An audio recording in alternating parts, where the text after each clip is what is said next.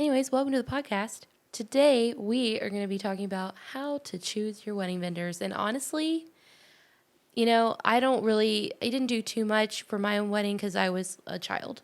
Not really a child, but I was so young. And I just didn't have the education, the accessibility, all of the things that brides have now is amazing. But at the same time, there is probably an overwhelming feeling that comes along with making all these decisions. So I'm grateful that you have access to this, as a bride planning your wedding. But it's definitely, it can be overwhelming at times. In fact, I did some research. There we go. My list coming in. I did some research with James before we recorded this, and this is just stats for photographers. James, do you want to share what we found? So at the beginning of 2020, so a little while ago, but there was 113,000 photographers in the U.S., which is kind of That is ridiculous. so, and honestly, it's probably grown significantly since the pandemic because Everybody picked up a hobby. everyone picked up a hobby and, photography is just so easy. Anyone can do it. Anyway, sorry, I was just reliving some moments at weddings from last year and years past. But no, that alone is just in the U.S. And honestly, what was it in Virginia? Do you remember? According to the Knot, they have a little over 5,000 photographers listed in just Virginia Oh on my their gosh. registry. So it's a lot. Honestly, as a wedding photographer, that's a little overwhelming to be like, oh my gosh, I have so much competition. But honestly, there are so many weddings.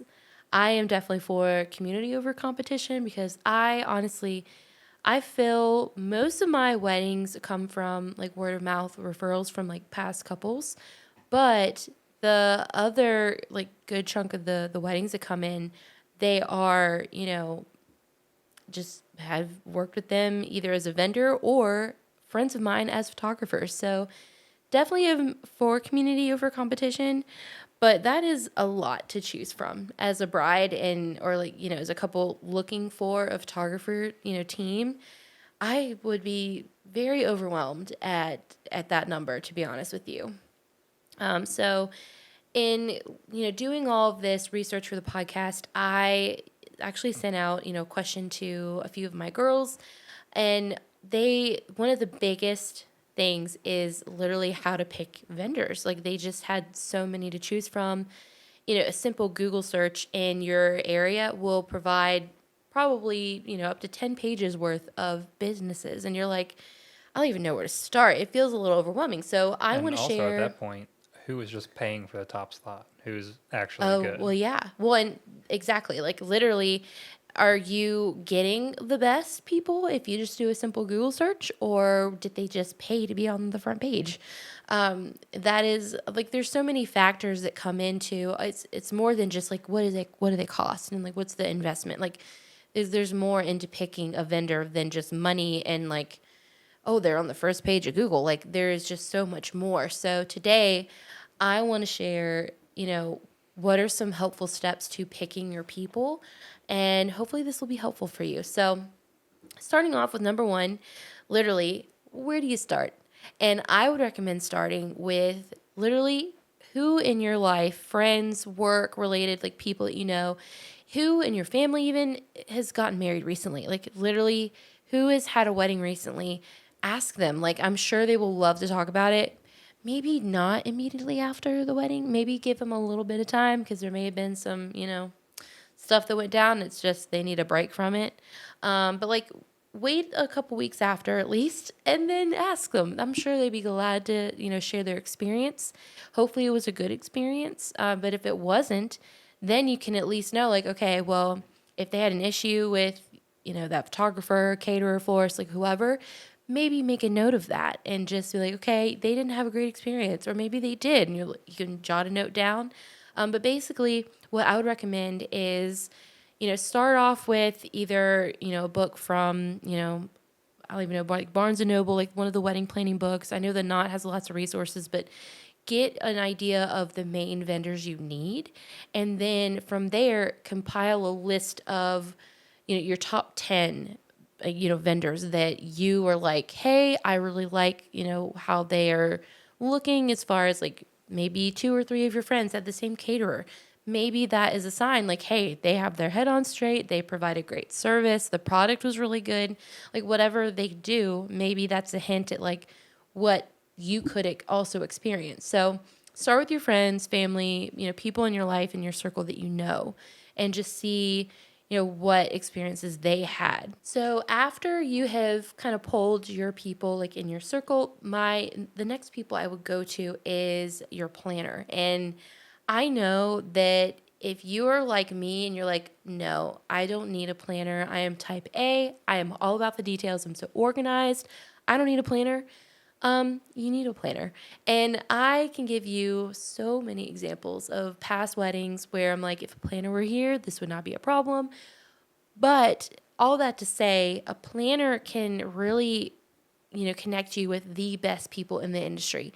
And if you're already working with them and they're referring this vendor, then you already know they have a good relationship, which only means good things for your wedding day. So if you start with your planner, then they can kind of help guide you into picking the right people. And Now, also, too, if you're picking a planner, if it's a good planner, you should be able to trust them to not just refer their friends. So correct. finding a good planner that, is reputable will also lead to people that, if you go to your vendor, they could just be giving you a list of people, or yeah, if you go to your venue, they could be just giving you a list of, people that are easy to work with and they know are not going to trash their venue, not necessarily the people that, are the best for the job. So That was that a could good be point. a give and take. Yeah, no, that was a good point. I didn't think about that, which honestly makes me think of we're kind of getting like off like the topic a little bit, but it kind of relates.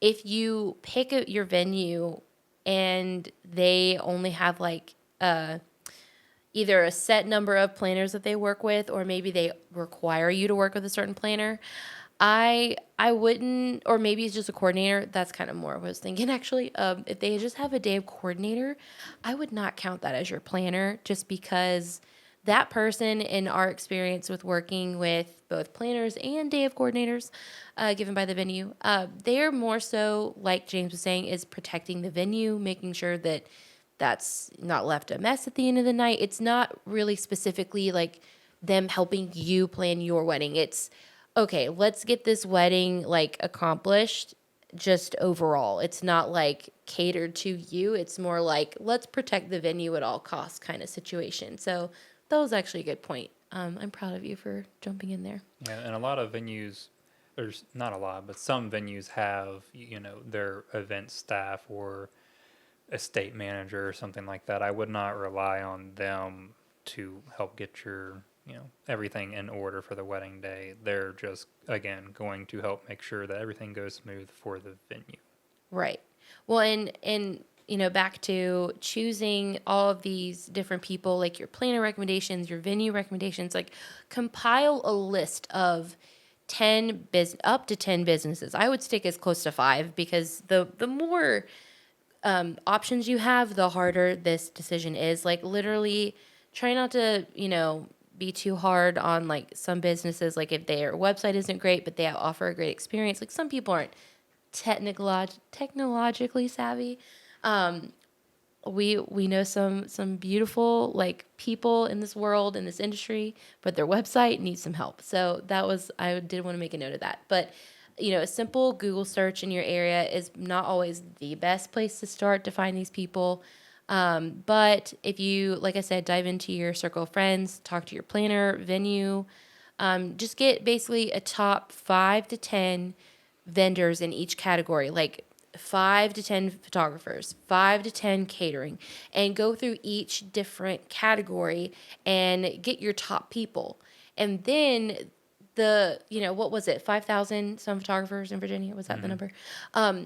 That number obviously is reduced severely. So it's not like oh my gosh, I have 20 people to choose from. It's like, oh, I have 5 to 10. And from there, that's when you do a deeper dive into, okay, what do they charge? What do they include?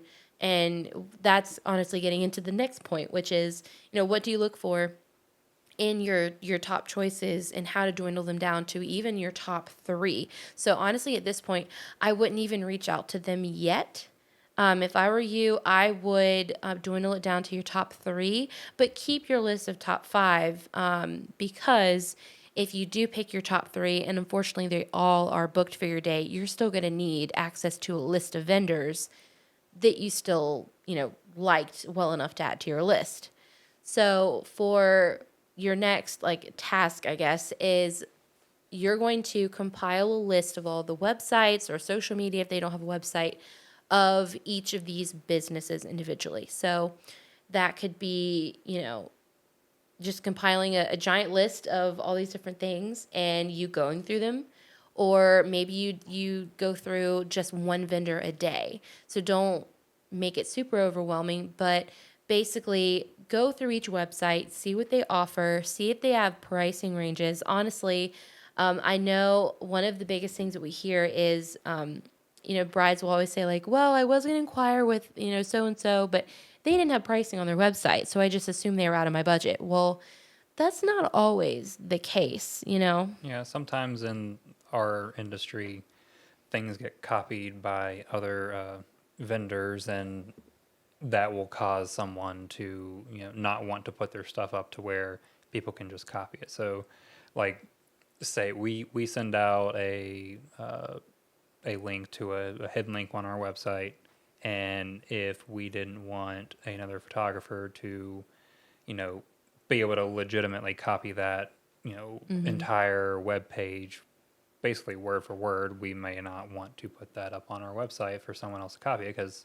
someone may have done that in the past. But that doesn't mean that we charge $20,000 for a wedding, or we're ridiculously priced. A lot of Right. times for bougie stuff, some people may not see a price and just think it's astronomical. That's not always the case in this industry, unfortunately. Sometimes things get stolen and copied.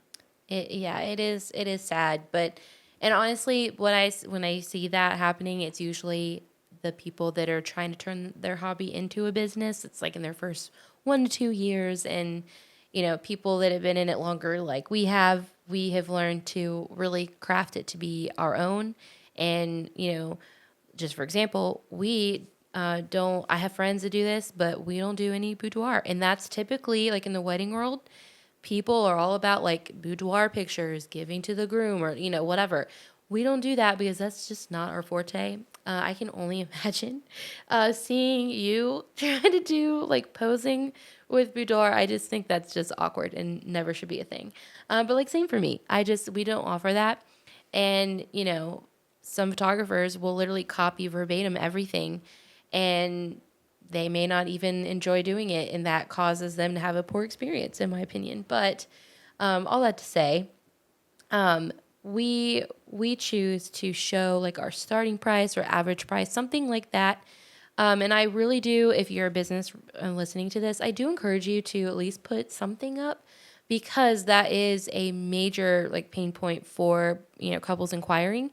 They want to see at least like a ballpark of like, okay, are we talking like James was saying, like is it astronomical, like not even close to my budget, or is it in the realm of possibility? So just having that would be very helpful. And that's just like on the website. So this is another key point of narrowing down your 5 to 10 to your top three, and that is reviews. So reviews are sometimes hard to come by because it takes time for people to write and share a review. We ask all of our couples to write us a review, and sometimes life gets busy and that doesn't end up happening, and that's fine. But sites like The Knot and Wedding Wire, they're a great spot to look at reviews. Google even has Yeah, as I was some. saying, Google is obviously the most popular for Well, yeah. any business anywhere in the world, but not.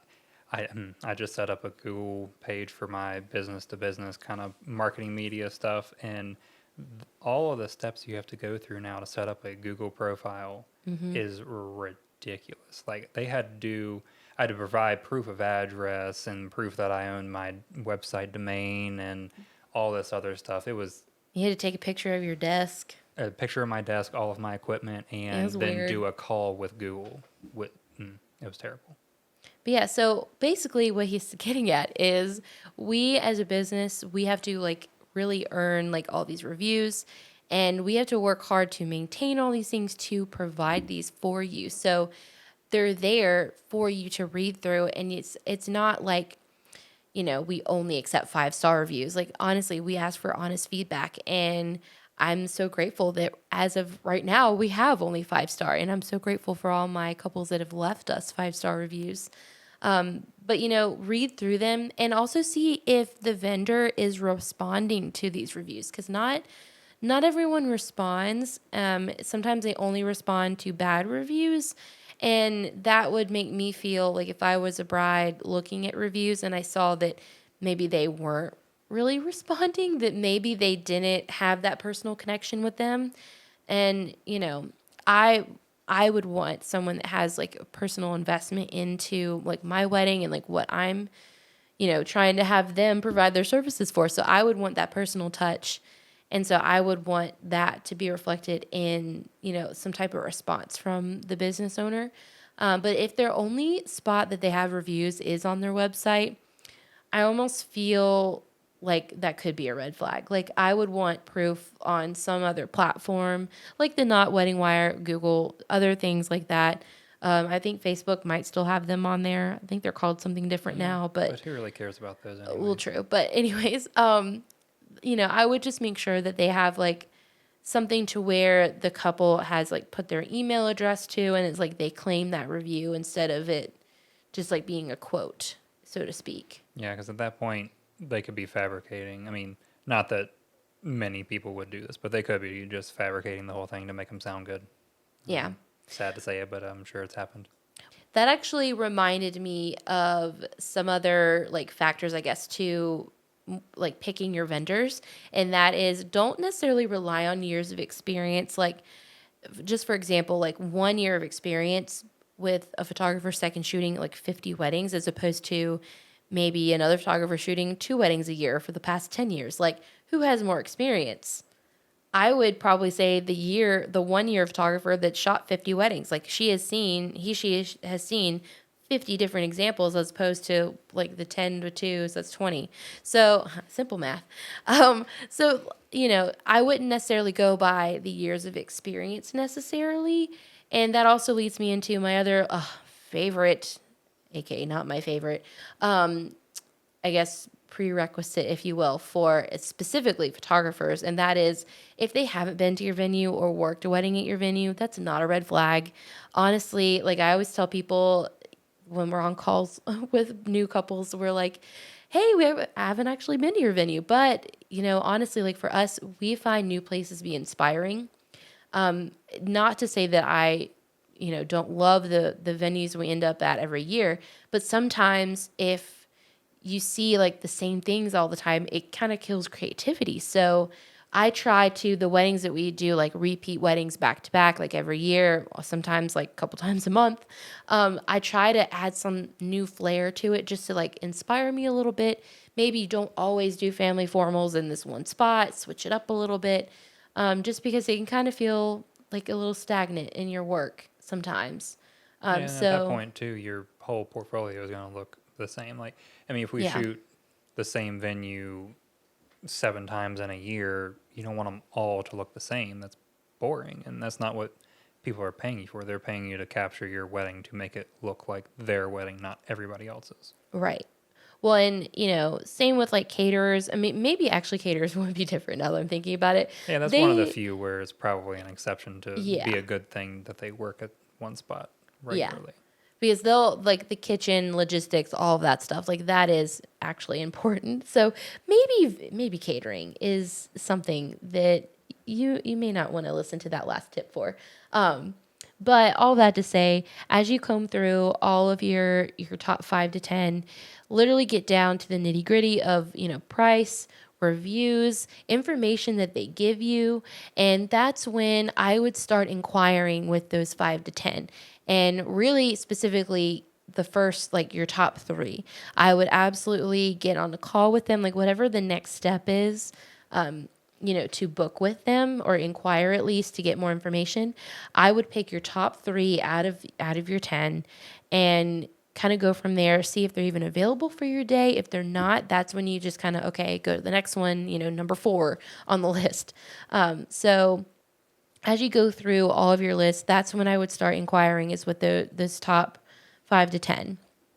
So now let's say you've picked your top 3. You have 3 consultation calls or, video calls. Like, do you want to share what we do, James?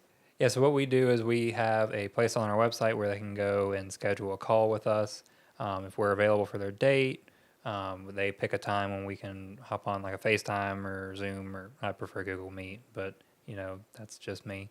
But we schedule a time where we can talk with them, get to know them a little bit, make sure personalities are a good match, make sure they're not looking for, flash heavy photography or dark and moody style when we edit more of a natural light style and keeping things true to life. But we go through everything that our process looks like, what it would be to work with us, things like how we deliver our photos and a CloudSpot gallery. And So basically, we just give them an overview of what it would look like to work with us. So that way they kind of understand, like, okay, start to finish, this is what we can expect. So the other, big thing on those calls, and what I would recommend you do on your consultation calls with any vendor, is ask questions. Like, we love to answer any questions our potential couples have. And sometimes we get like really random ones. And some are like more general, really fun. Sometimes they're contract related. And we just love having that time to honestly like answer them like in person right there. Sometimes we, if it's something in the contract, I mean, we're not lawyers, so like we don't know all the legal stuff. Sometimes if it's contract related, like we'll have to look something up before we answer. But for the most part, like we can answer pretty much any question that comes up, like in general. So when you're on these consultation calls with these vendors, your top 3 vendors, I would have definitely any questions you have about the whole experience, the products, the service, anything. I would have them ready to go. And honestly, like, you can do a quick Google search, but like for photographers specifically, sometimes people are like, and do we get the raws? And sometimes I'm like, do you really know what a raw photo is? Like, do you know what that is? If I answered it, would the answer make sense? Like, sometimes Google wants you to ask these questions, but if you don't understand the context of the question itself, then I don't think you're going to understand the answer. And it's no hit at you. Like, you just don't understand. Like, it's not your job to know that. right. Like, that's my job to know that. So you can definitely head to Google or, see what other people in blogs like know to ask. That's fine. But I would just make sure to ask questions that make sense to you, make sense for your day, and anything as they're talking and explaining things to you. If something does come up, like either jot it down or just ask them in person if you are able to on the phone call or the Zoom call, whatever you're doing. Yeah, and something else is don't be afraid to ask questions, because if someone is starting to get annoyed with questions this early on in the process, that's Ooh, probably not the best fit. red flag. Yep. Sorry. Sometimes I sing things. That will be on the show probably. You're just getting a little snippet of what James gets in his day-to-day life. Yeah. So back with the questions. This is probably the next biggest thing ever, and that is read the contract. So hopefully you have talked with this vendor. They send you, their either proposal, package, contract, like however they word it. They send you the next step to book with them. And hopefully you're able to read the contract ahead of time. And obviously, you don't have to be a lawyer to like understand everything. Some things are in the contract to obviously protect the vendor, but really the contract it's not meant to be like a scary legal thing of like, oh, if we do this, they'll sue me. Like, it's not meant to be that. It's supposed to be, basically a contract to protect you and what you can expect from that vendor. It's an agreement of sorts of like, we promise and you can expect to have this end result. And that's what the contract should be doing, is protecting your investment as well as protecting, the entrepreneur or like the business owner that, you're attempting to work with. So read your contract. If you have questions, always, reach out. Like James was saying, don't be afraid to ask questions if you don't understand something. Yeah, like in our calls, we always tell our couples, you can expect your pictures back in like 4 to 6 weeks. In our contract, it says that we have 3 months, but that's probably the most frequent question we get is, well, your contract says, 3 months. Yeah, I So, think it's 3 months. but that's literally just in there in case one of us is in a car wreck and is in the hospital for a month. We have a little leeway to figure that out. Yeah. But again, we've never taken that long, and we always tell our couples that. But it's just one of those things that's in there to protect us, but also to protect you to make sure you have your deadline of when you can expect the latest possible date to get your pictures. Right. And I've actually had some brides actually reach out to me. It's so sad. But they were like, "Hey, we haven't gotten our wedding video back." And like our contract said it we could have it in under 4 months. And it was like month 6 and she's like, "What should I do?" And I was just like, "Well, definitely read your contract. Like, see what happens if you don't get your photos, if that's even listed in Video. or video, excuse me. Yeah, that wasn't us. We did photos. Yeah, sorry. Good call. No, but I was just like, I would definitely check in with them and just be like, hey, like, what's going on? Sometimes life happens, and maybe you either you work out an agreement to get some money back or get something additional or, an extra highlight reel or whatever the case may be. But there can always be a solution to be worked out. You just have to communicate that with that vendor. And that's basically what the contract is for, is, ultimately communicating expectations to make sure that you are getting what you're paying for. So definitely make sure you read that contract when you're working, like talking about working with that vendor for sure. The last thing that I'll say about picking a vendor is really important. I saved it for last because truly this is the most important thing. Is it the most important? It is, James. How many times did you have to say it? I don't know, okay? I'm just saying what I'm feeling sometimes, okay? Anyways, that is to make sure they work personality wise. I know James hinted at it and talking about like what we do, but honestly, like we're very different people. Yep. We are not for everyone and we recognize that, and that's okay. Everyone is not for us. But, there are some calls we get off of and we don't end up working with them. And I can tell that the groom on the call does not like me. And I can feel that. And if I can feel that on the consultation call, that would be good to know before their wedding day, because you don't want to have weird vibes or whatever with a vendor and, oh, wow, we've paid them thousands of dollars and now they're here and we don't like them. Like, that is a horrible way to go about things. So make sure that they're good personality wise as well as like what they offer, but fit and budget and all the things. But I really do encourage you to find someone that makes sense to you, is willing to answer your questions, really just works personality wise, and they're genuine Especially people. for people that are like photo, video planner. Those are the ones you're going to be spending the most time with on your wedding day. So, I mean, in some cases, more time with them than your spouse even. So, or future spouse. So those caterer, if you don't have to be like best friends with them, but you just got to make sure that they are able to answer questions and get good food. But photo, video planner are the ones that you got to really be able to connect with and be sure to make everything go smooth.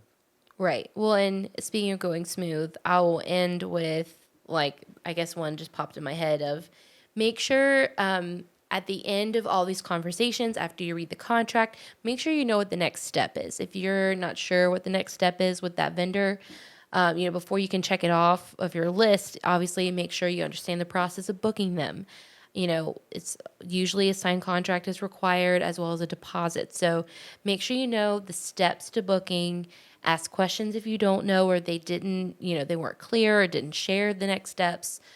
Just make sure that you know like the whole process. And that kind of goes into, make sure you ask questions, do the consult call, like get to know them a little bit.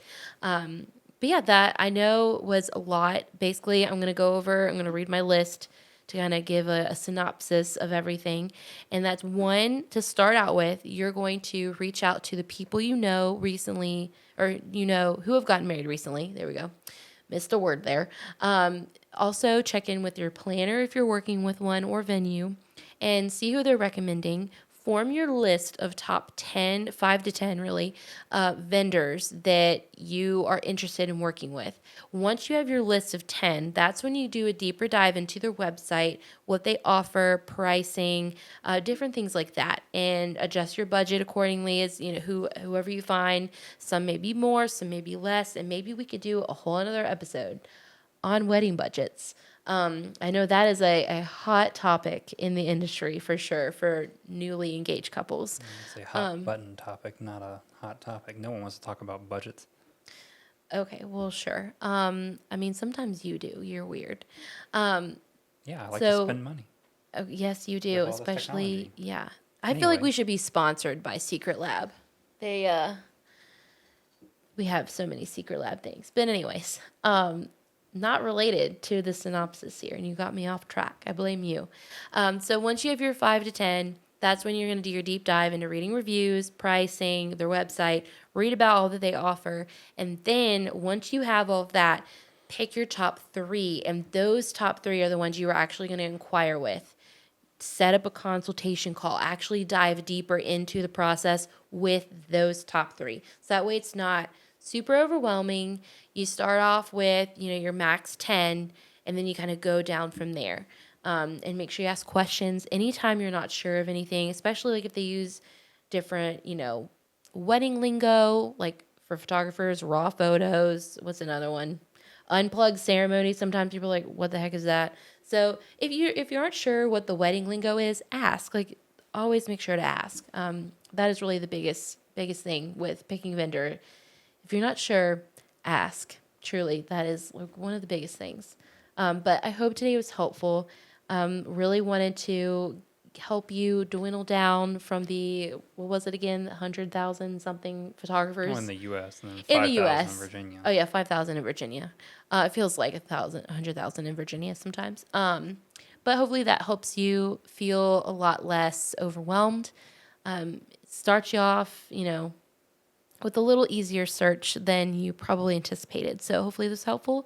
If you have any other questions for me for photography, or maybe you have another question about maybe diving in deeper into one of these, steps to picking your vendors, we'd be happy to do another episode on, this topic. So let us know, send us an email or DM us on Instagram. We'll link all of that in the description below, but I'm happy to have you here, and we will see you in the next episode. Until next time.